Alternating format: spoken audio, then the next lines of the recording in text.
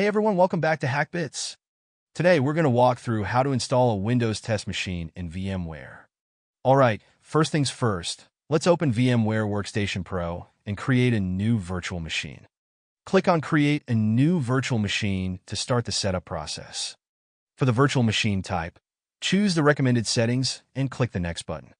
Next, you'll need to select the Windows ISO file that you downloaded.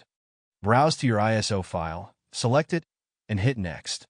Now, give your virtual machine a name and choose a location where you want to save the files. Click Next to proceed. Now it's time to allocate the disk space. Here, I'm going with the recommended size. Next, let's talk about customizing the hardware. Click on the Customize Hardware button to adjust settings like memory, processors, and more. I recommend giving your virtual machine at least 4 GB of RAM for smooth performance, but I'm using 8 GB in this case. For processors, you can select 2, but I'm choosing 4 for better performance.